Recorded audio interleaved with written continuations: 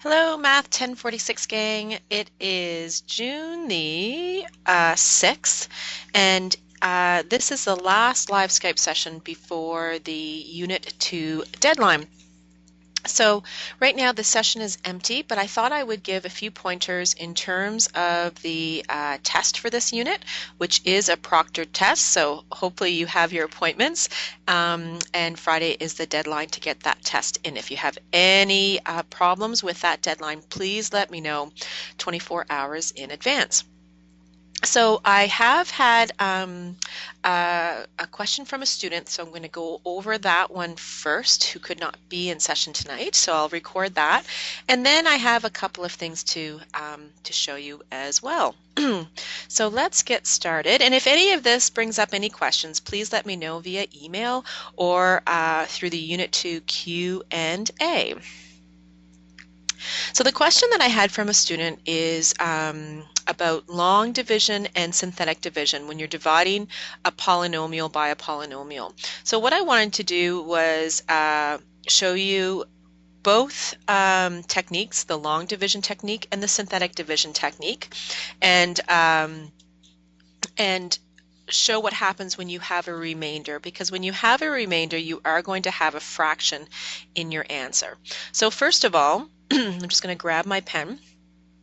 Here I have the polynomial x cubed plus 4x squared minus 5x plus 5, and I'm dividing by the binomial x minus 3. So I'm going to do long division first. I'm going to grab my pen. So when you do long division, how you want to set it up is have your divisor x minus 3, and then you're going to put your x to the 3 plus 4x to the 2 underneath the division symbol here. And you're going to make sure that all the places are taken. So, and also that your degree of each variable is in descending order. So looking at how I set this up, I do have x to the power of 3, x to the power of 2, x to the power of 1, and x to the power of 0 where there isn't any x. If I was missing any of these degrees, I would put a placeholder of 0 in, because that helps us to make sure that we have the answer in the proper form. And the first thing I want to do is look at just take the x part of this x minus 3 polynomial and look at how many times does it go into x to the power of 3. And what I can do is I can say that x to the power of 2, because x to the power of 2 times x to the power of 1 is going to be x to the power of 3. So that's my first part of this answer. And then what I need to do is my second step is I need to multiply x squared by minus 3 and x squared by x to the power of 1, and that's going to be my second row here. So x to the power of 3, sorry, x squared times negative 3, I'm getting ahead of myself, x squared times negative 3 is going to give me negative 3x squared.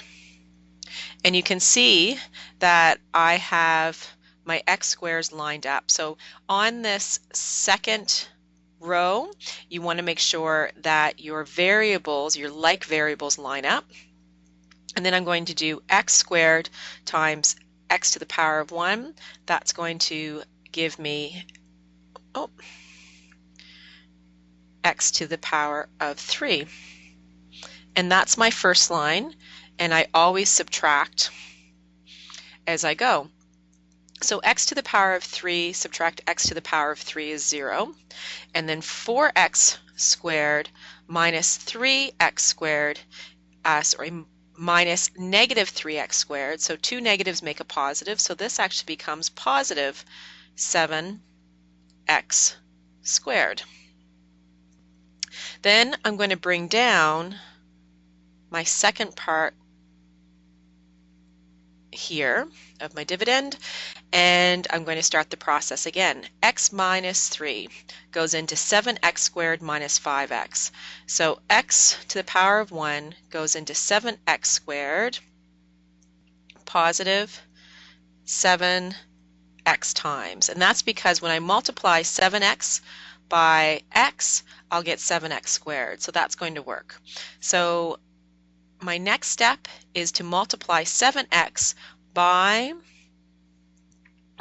my divisor here. So 7x times negative 3 is going to give me negative 21x, and I line that up so that my like terms line up. And then 7x times x is 7x to the power of 2. And I'm going to subtract that second line. So 7x squared subtract 7x squared is 0. And minus 5x subtract minus 21x gives me 16x. And then I'm going to bring down my positive 5. And now x goes into 16x positive 16. And then I go ahead, I multiply. Positive 16 times negative 3 gives me negative 48. And positive 16 times x gives me 16x. Subtract. And 16x minus 16x gives me 0. And positive 5 minus 48 gives me 53.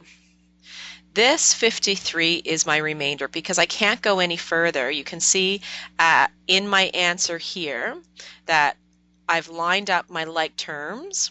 So I have my constant, my x to the power of 1, my x squareds. There aren't any x to the cubes, so I can't do anything with that. So 53 is going to be my remainder.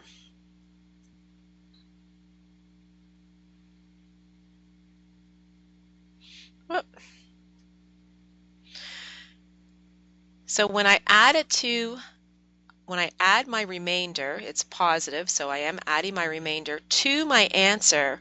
I always go 53 over my divisor, x minus 3. So this is possibly the point in which many students will get hung up. They can get the answer, but when it comes to the remainder, they forget that the remainder is always going to be over the divisor, so don't forget that. So the answer to dividing x to the power of 3 plus 4x squared minus 5x plus 5 divided by x minus 3 is the answer x squared plus 7x plus 16 plus 53 over x minus 3. So that's long division. And next I'm going to show you how to do it with synthetic division. So in synthetic division, what you want to do is you want to set up your, and I don't have a whole lot of room here, so I'm just going to put it right here. You're going to set up your divisor as, if it's x minus 3, it's going to be positive 3 is what's going to become the divisor, so positive 3. And that's because you always want to write your divisor in the form of x minus c, and which it is. X minus 3 is in the form of x minus c, and you're always going to divide by your just your c value. So in this case, it's going to be positive 3. Then what you're going to do is take the coefficients in front of each of your numbers here, each of your variables here. So my divisor is going to be, my dividend underneath here, what I'm dividing is going to be 1, positive 4, negative 5, and positive 5. Oops.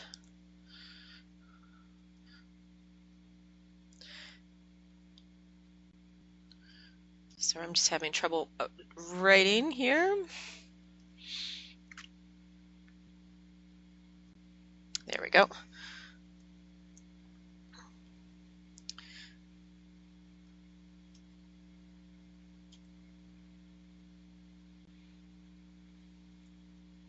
And nope, it's not going to let me write. Too far over. Okay, give me one moment while I set this back up again where I'll have a little bit of room. So I said that I'm going to have positive 3 as my C value, and then I'll have 1 because my coefficient here is 1, positive 4, minus 5 or negative 5, and positive 5. And these are all the coefficients to the terms in the polynomial that I am dividing. Then what I do in synthetic division is I leave a space for a second row and I bring down this first number, which is 1. Then what I'm going to do is multiply positive 3 by 1 and put the answer, the product to that here. So that's multiplying. And then I'm going to add these two numbers together and I get 7. And I'm going to keep on doing that down the row. So 3 times 7 is 21.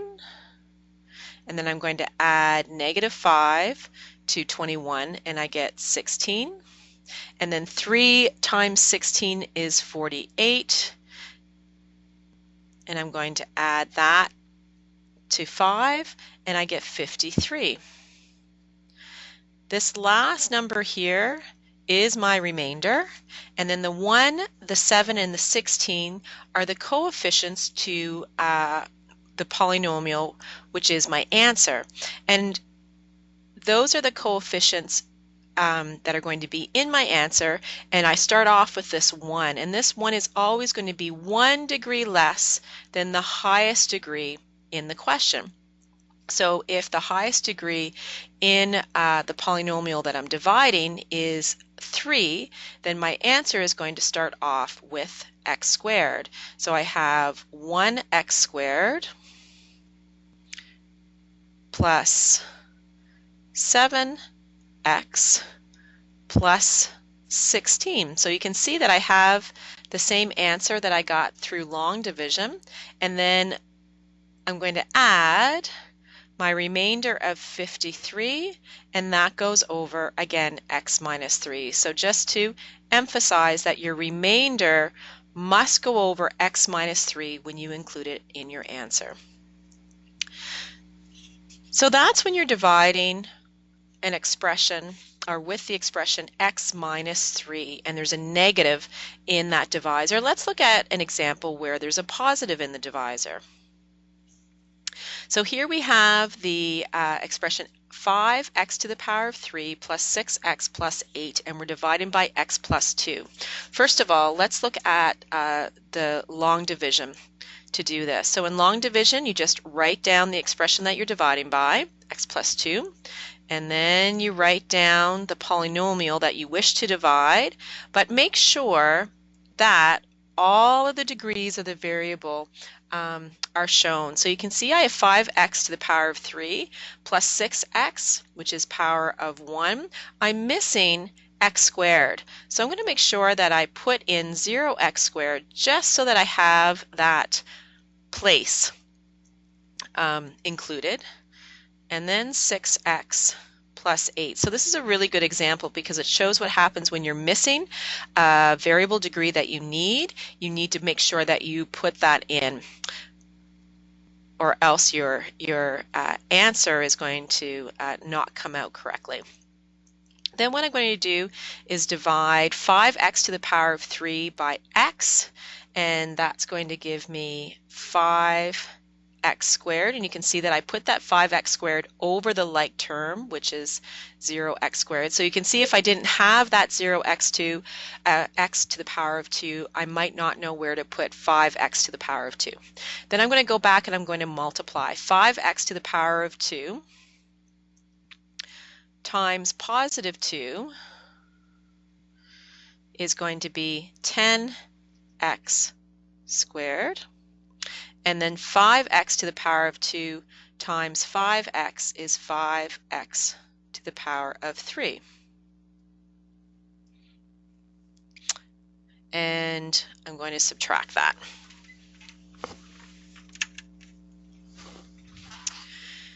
So 5x to the power of 3 minus 5x to the power of 3 is 0, and 0x squared subtract 10x squared is going to give me negative 10x squared.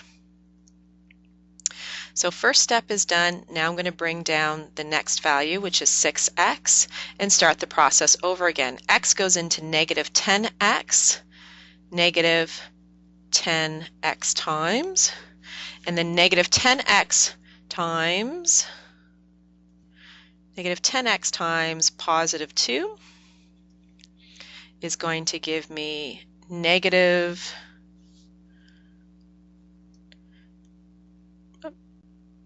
20x, and negative 10x times x is going to give me negative 10x squared. And I'm going to subtract those, and negative 10x squared subtract negative 10x squared is going to give me 0, and positive 6x subtract negative 20x is going to give me positive 26x. And now I'm going to bring down my 8, and x goes into 26x plus 26, and then 26 times positive 2 is 52, and 26 times positive x is 26x.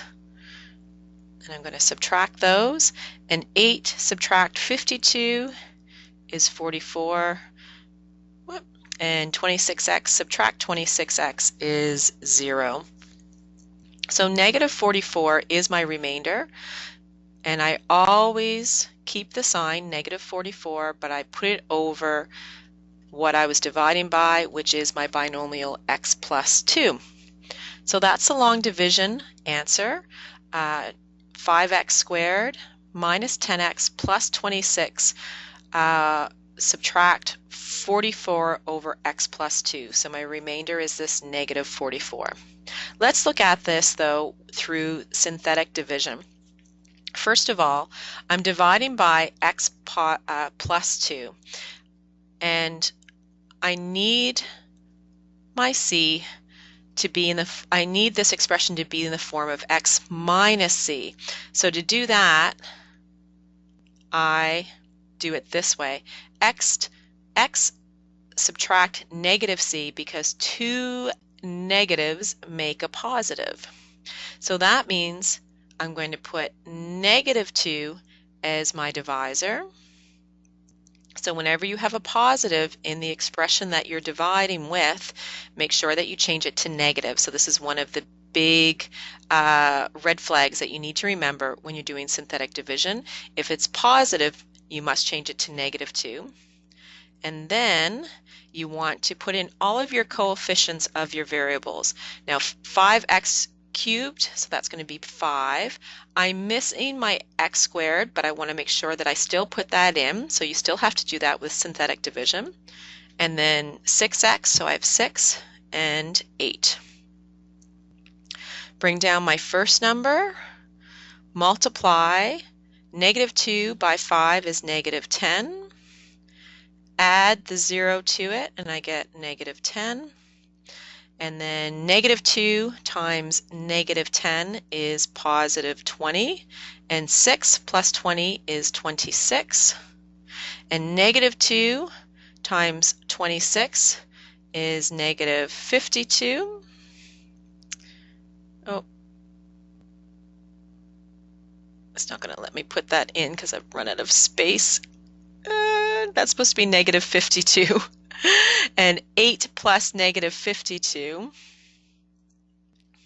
Oh, Skype, how I loathe you sometimes, is going to be a remainder of negative 44.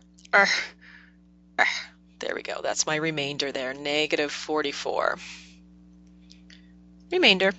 So you can see that this answer here, these are my coefficients.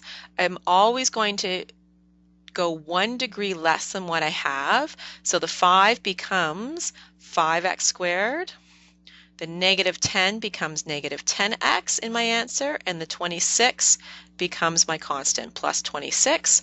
And again, I have my remainder of negative 44 and negative 44 over x plus 2. So both long division and synthetic division, both strategies will give you the same answer when you're dividing. The big thing is just to remember that if you have a negative in the divisor, you're going to have it become positive when you're doing synthetic division, and if you have a positive number, it's going to become negative when you do synthetic division. So if you have any questions on those, please do post to the Q&A board. And to my student that asked for this, I hope that this helps in terms of how to express the remainder as a fraction and then tag it on to your answer. If you have any more questions or you have an example that you would like me to work through, just let me know. I'm happy to do that.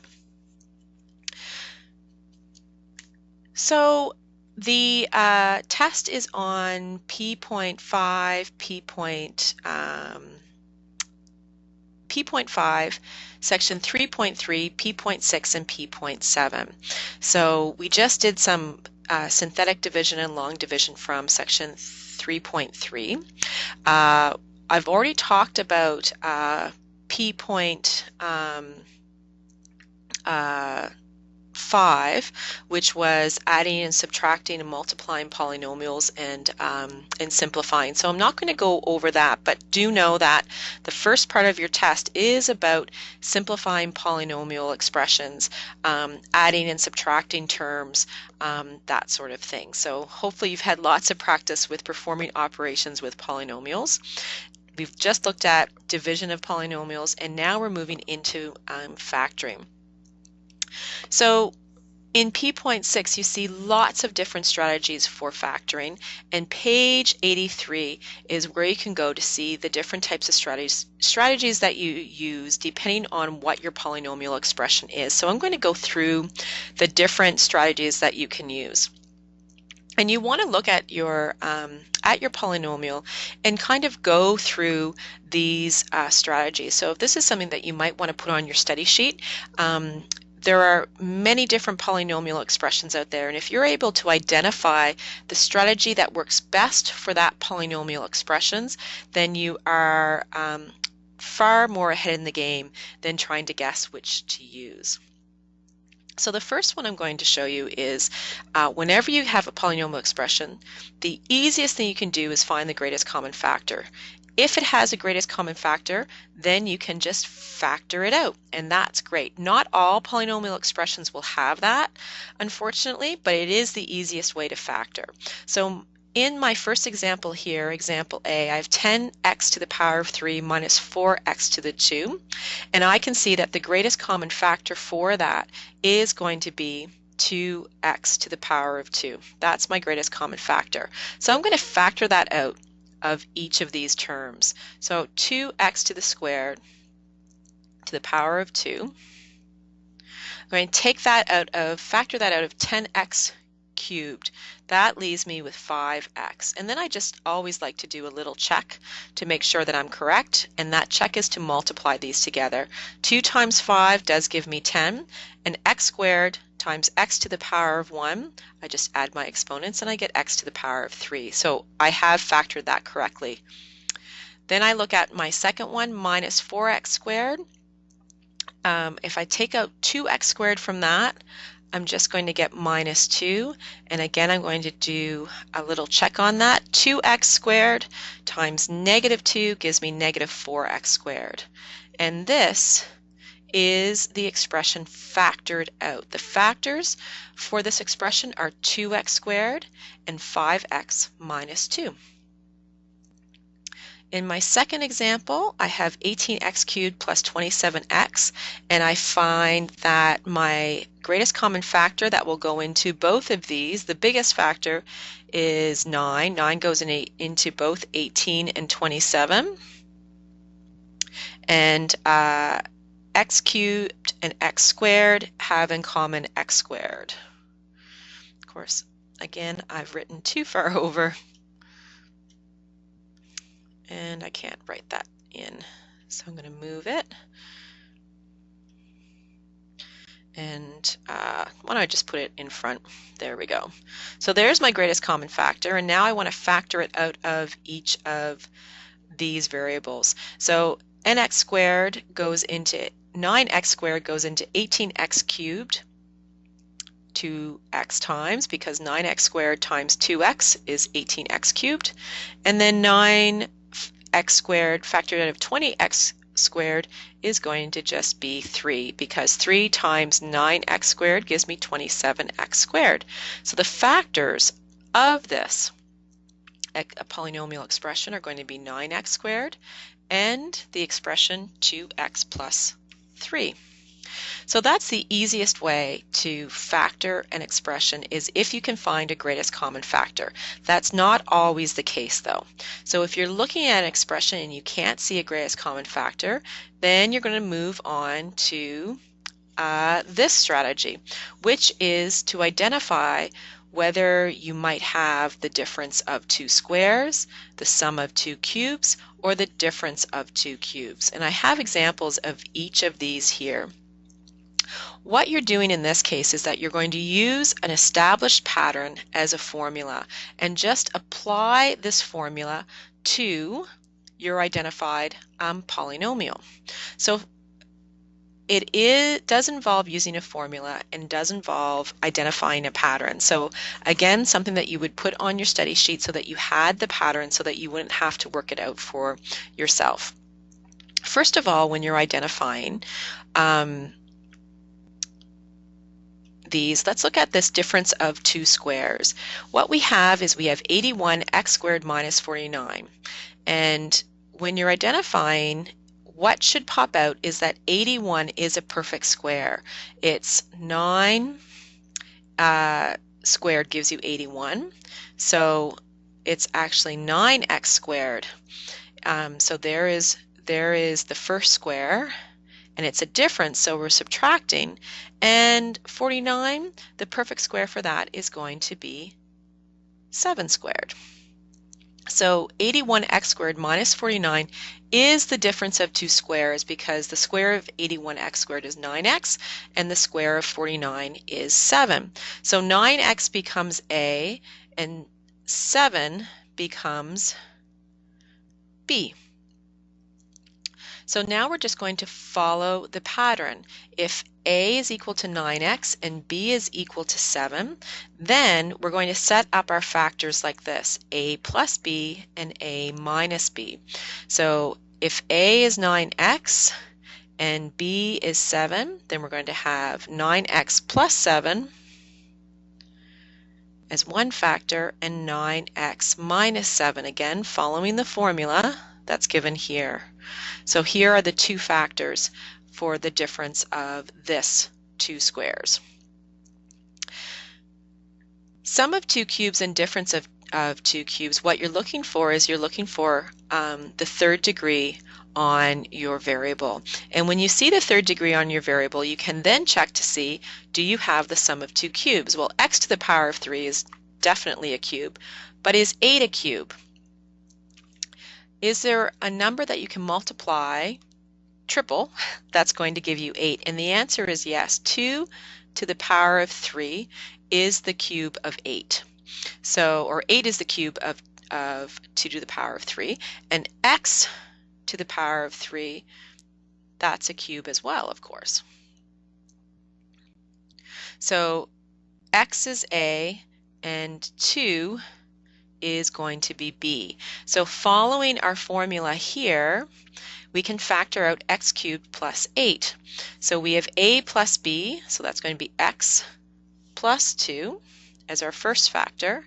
And then our second factor is going to be using this a squared minus ab plus b squared. So a squared is going to be x squared minus a times b, so that's going to be 2x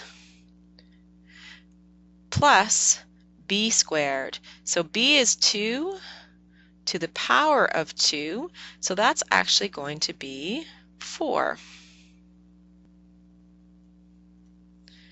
And those are my factors for the sum of the cubes, x cubed plus 8. Let's look at the difference of two cubes. First of all, we have to identify that we do have cubes, and you can see that x to the power of 3 is a cube. What about 125? What's the cubed root of 125? Do we get a perfect cube? And the answer is yes. 25x cubed is the same as 5x all cubed, because 5 to the power of 3 is 125, and x to the power of 3 is x. So this is 5x is going to be our A.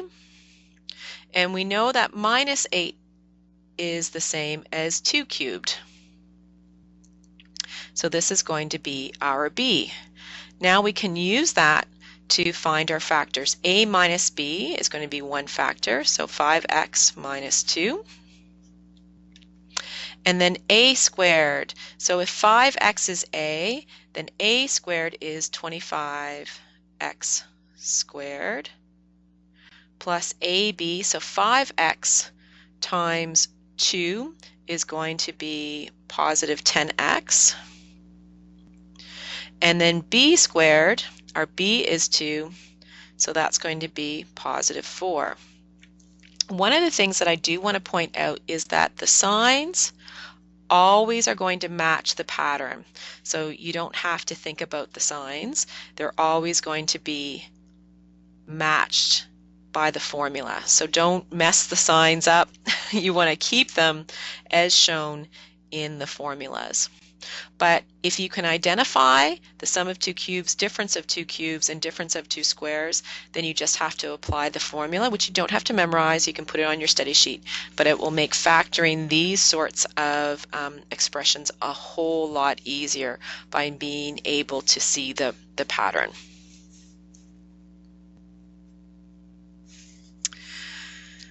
So we've looked at, I'm going to go back. If you can find a greatest common factor, you're going to use that. If you have two terms, what you're going to look for in order to solve the factors for that. If you have three terms, you are going to ask yourself, is this a perfect square trinomial? So in a perfect square trinomial, we are looking for a values and b values that are perfect squares. So in this first example, I have x squared, and that's definitely a perfect square. The square root of x squared is going to be x, and the square root of 9 is 3. So this is also a perfect square as well. So we are dealing with a perfect square trinomial, and you can see that I'm adding throughout. So the formula that I'm going to use is going to be this one here. And I can also see that my middle number is going to be 2ab. X is A, and 3 is going to be B. So 2 times 1 times 3 does give me 6. So I am looking at a perfect square trinomial where my operators are positive, so I'm going to apply this formula here. So A is going to be my x, and 3 squared is 9, so 3 is going to be my b. So when I factor this out, it's going to be x plus 3 all squared using the formula. Now I have 25x squared minus 60x plus 36. So I'm looking at probably using this formula here, but I want to make sure that I do have a perfect square trinomial.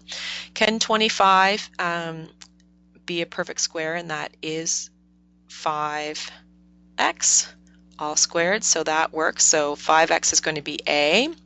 36 is also the perfect square of 6, so that's going to be my B.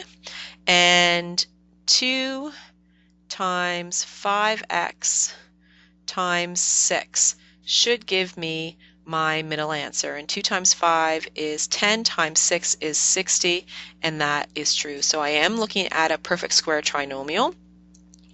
And this time my factors are going to follow the pattern of a minus b squared.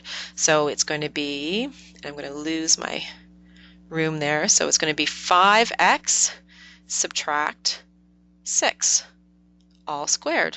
That's going to be my factor for this perfect square trinomial where I have a negative in that expression. So again, you're looking first for greatest common factor. Then if that doesn't happen, you're looking for binomials and to see if it's one of these, difference of two squares, sum of two cubes, difference of two cubes. If it's not a binomial that you're looking at and it's a trinomial, you're looking to see if you have perfect square trinomials. If it's a trinomial, that's not a perfect square. So you can see here 8.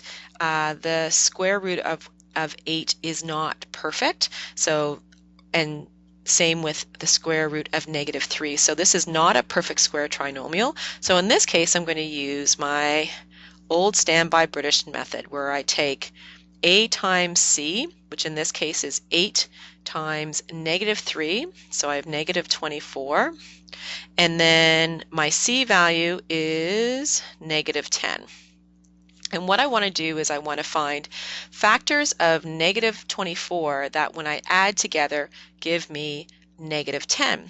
So my two factors that do that are 2 and -12.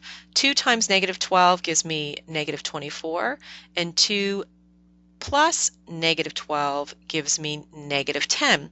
So that means that I'm going to have a factor that's 2x, and I'm also going to have a factor that is -12x. So that's the first step in the British method. Then what I'm going to do is I'm going to rewrite my equation, which is 8x squared minus 10x minus 3, and I'm going to expand this out to the two factors that I just found. So -10x becomes 2x subtract 12x because that is equal to -10. And then I'm going to put in the rest of my expression, and then I'm going to factor by grouping. I'm going to separate this this polynomial into two groups, and then I'm going to factor from that out a greatest common factor. So for 8x squared plus 2x, I have a common factor of 2x, and that's going to leave me with 4x because 2x times 4x gives me 8x squared, and +1 because 2x times +1 gives me 2x. Same thing for the second part of the expression. The greatest common factor between 4x and greatest common factor between -12x and -3 is going to be -3, and that's going to leave me with 4x plus 1 in that part of the expression, because -3x times 4x is -12x, and -3 times +1 is -3. So right away I see I have doubles here, so that means that one of my factors is going to be 4x plus 1, and then that leaves me with 2x minus 3 as my other factor. So again, when you have a trinomial but it's not a perfect square, try using the British method because it works really well in solving trinomials that aren't perfect. But we're moving from 3 terms now to 4 terms. If you have 4 or more terms, try factoring by grouping. So just group your terms and then factor out the greatest common factor. So x cubed plus 4x squared, my common factor is going to be x squared. That leaves me with x plus 4. And then my greatest common factor for 3x plus 12 is going to be +3. That leaves me with x plus 4 because 3 times x is 3x and 3 times +4 is 12. That's a repeat factor, so I only have to write it down once. And that leaves me with x squared plus 3. So those are my 2 factors right there. So that's if you have more than 4 terms. And lastly, what happens if you have a complex polynomial where none of the first strategies are going to work for you in isolation? So in this one, you can see that I can get a greatest common factor. 2x just seems to be the greatest common factor for this expression. So I'm going to pull that out of each of these terms. So when I pull 2x out of each term, I'm left with x squared plus 4x plus 4. So I'm not completely done factoring yet because I can still factor this expression out a little bit more. This expression is a perfect square trinomial. X squared, the square root of that is going to be x, and 4, the square root of 4 is going to be 2. So I know that when I have a perfect square trinomial where my operators are both positive, I can factor by going a plus b. So my 2x, and then I can factor out this. A is equal to x, and positive 2 is my b, all squared. So in this last example of a complex polynomial, I actually had to use 2 strategies. I had to use the greatest common factor, and then I had to use the formula for a perfect square trinomial where the operators were positive in order to factor out the second part of the expression. So sometimes you might have to use more than one strategy if your polynomial is complex. So you can find these strategies on page 83 of your textbook. And it might be something to consider if you do have difficulty knowing which strategy to use when factoring. Might be something that's nice to have as an example on your study sheet. Completing the square is what finishes this section on factoring, and some students get a little bit confused with completing the square. So I'm just going to show you how to do that. There is a question on your test where we talk about completing a square. So what you're given is a binomial, so a polynomial with 2 terms, and they say create a perfect square trinomial from this by completing the square. So when you complete the square, what you want to do is you want to take the b value, which is the coefficient in front of your x to the power of 1 term, and what you want to do is divide that b value by 2 and square that value. And you're going to add that to the trinomial to make the perfect square. And once you have a perfect square trinomial, you can then use this to factor it. So this is what it looks like. In this first example here, x minus 7x, b is equal to negative 7 because it's the coefficient on your x. So b over 2 all squared is going to look like this. 7 over 2 all squared, and that can be simplified to 7 squared over 2 squared, which is going to give you a fraction, but don't worry about that. 7 squared is 49 and 2 squared is 4.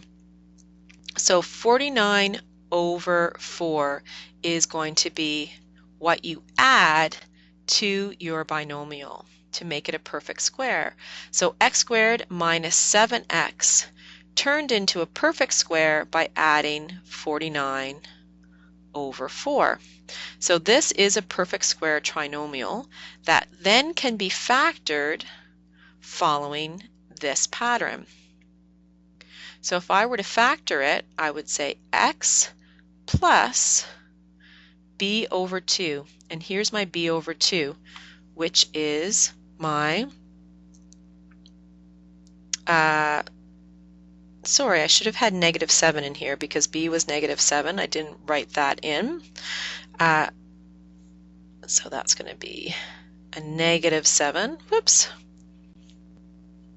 minus negative 7 over 2 all squared. Now you might say, well, Lori, is that going to not affect what you're adding to make your binomial into perfect square trinomial? Well, no, because I have to square the negative 7, and when I square negative 7, I get negative 7 times negative 7. It's still going to give me a positive. So I'm still only adding 49 over 4 here, but when I factor that, I must make sure that I do have the correct sign on my b over 2. So it would be negative 7 over 2 as my factor. Okay, let's do this one here just as another example. I have x squared plus 8x, and I want to turn that into a perfect square trinomial by adding b over 2 all squared. So my b value is going to be positive 8. So my b value is positive 8, and then when I take that and divide it by 2 all squared, I get 8 divided by 2 is 4. So 4 squared is going to give me 16. So I'm adding, whoops, 16 to this binomial to make it a perfect square. So x squared plus 8x plus 16 is my perfect square trinomial. And then when I factor that, it's going to be x plus 4, because that's always going to be what's inside of here. 8 divided by 2 is 4. So that becomes my factor. So when you're asked to complete the square of a binomial, what you're creating is a perfect square trinomial that then can be factored using this part of the formula. So you'll see one of these on the test, so if you have any questions or have an example that you want me to show you how to do, please let me know. So leaving factoring and going into rational expressions. First of all, with rational expressions, you always need to say what you are going to, what numbers you're going to exclude from the domain. The domain is always your x values. So looking at this expression, this rational expression of 4 over x minus 2, this is a rational expression. We have a 4 in the numerator and an x minus 2 in the denominator. And remember, whenever you divide, this is also a division symbol. So whenever you have a fraction, you can also turn the fraction into a division question. And when you turn it into division, we know that we can never divide by 0. So x minus 2 can't be equal to 0 because that's not possible. You can't divide by 0 because you can't get an answer, because we can't divide something into 0 groups. It's not possible. So that means we have to state what numbers x cannot be because it will make the divisor a 0. So to do that, we're going to use a little bit of algebra. I'm going to bring negative 2 over to the other side by adding 2 to both sides. So that means that x cannot equal 2. And that sounds right, because if x was equal to 2, then we'd have 2 minus 2, which would equal 0. So 2 is going to be the number that we exclude from the domain for this question. And whenever you are solving rational expressions or simplifying rational expressions, you are always going to want to state the domain first. Let's look at the example x over x squared minus 1. Again, the denominator cannot equal 0 because we can't divide a group into 0 groups. So the next thing we're going to do is we're going to use algebra to solve for x. So I'm going to add 1 to both sides. That gives me x squared cannot equal 1. And then to solve for x, I'm going to square root the 1. And whenever I square root the 1, oops. Come on, Skype. Let's see if I go backwards a little bit. we go. X can't equal the square root of 1. You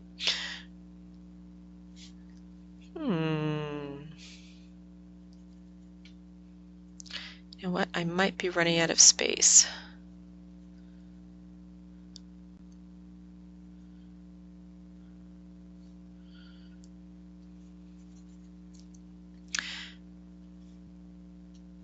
X can't equal plus or minus.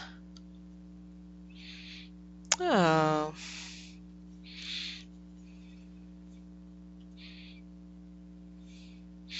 Well, I have to do plus or minus the square root of 1, and that's going to give me, wish I could write that down. Oh, there we go. Nope. Must be running out of memory on this recording. That might be what's going on. So X, and that's not, oh shoot, that means not equal.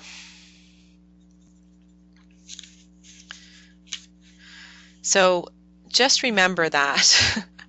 Let me see if I can do it with, if I stop presenting my PowerPoint and just go to more. I'll stop presenting that, say okay. And I'll put up a web board to try and overcome that problem.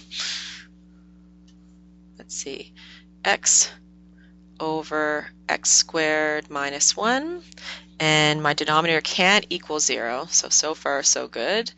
I'm going to bring over the positive 1, there we go, and then I'm going to take the square root of both sides, and whenever I take the square root, I know that my answer has to be both the positive and the negative.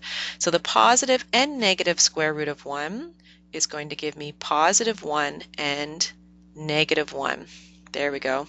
Sorry about that, folks, but that right there is the domain.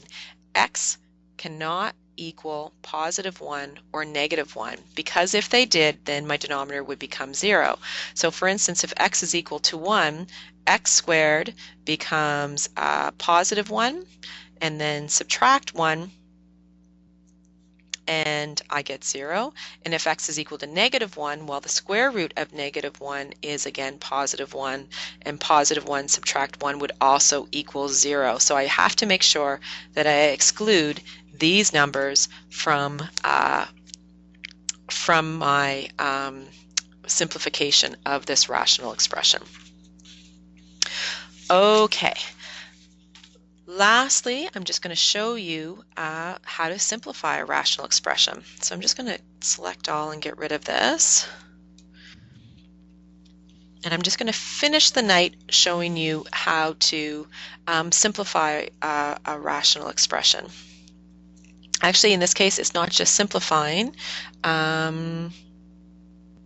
It's also dividing. So if you have the rational expression of x to the power of 3 plus x to the power of 2 over x to the x plus 1, and you're asked to simplify this into its most simple form, it's also the same as dividing.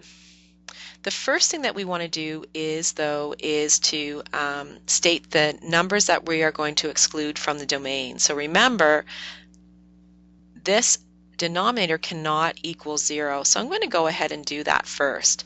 X plus 1 cannot equal 0, so that means x cannot equal negative 1, or else the denominator will become 0, and then we won't be able to do our answer. So we have to exclude negative 1 from our domain.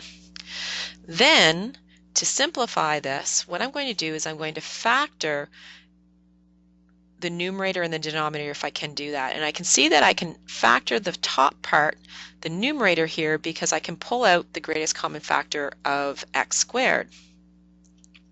So the greatest common factor is x squared, so that leaves me with x plus 1 all over x plus 1. And that means I can cancel out the x plus 1's because they occur on the top and the bottom, and I'm left with my simplified expression of x squared. This is also what the answer would be if instead I said x to the power of 3 plus x to the power of 2 divided by x plus 1. This gives me the same answer. And then I have to, of course, include that I am excluding -1 from the domain. So that's how you do a simplification question. If you can factor the numerator or factor the denominator, you want to go ahead and do that, because in order to simplify, you have to cancel out any common factors.